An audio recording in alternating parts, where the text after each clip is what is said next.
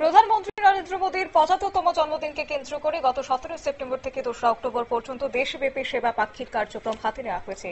সেই সাথে সরকারের বিভিন্ন দপ্তরের উদ্যোগে অনুষ্ঠিত হচ্ছে বিভিন্ন সেবামূলক কার্যক্রম। দেশব্যাপী কর্মসূচির অঙ্গ হিসেবে ত্রিপুরা রাজ্য বন দপ্তরের পক্ষ থেকে নেওয়া হয়েছে বিশেষ বৃক্ষরোপণ কর্মসূচি।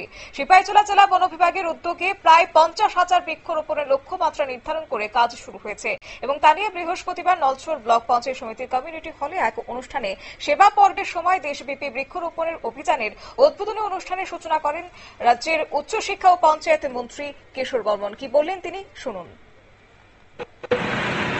জন্মদিনটাকে জনসেবায় নিয়োজিত করেছেন এবং সামগ্রিকভাবে ভারতবর্ষের সমস্ত গরিব অংশের মানুষের সেবায় উনি ওনার জন্মদিনটাকে নিবেদিত করেছেন। আর সেই কারণে ওনার জন্মদিনটাকে আমরা সেবা দিবস হিসাবে পালন করি। এই বছর আমরা যারা এখানে মায়েরা আছি আমরা জানি সমস্ত দপ্তরকে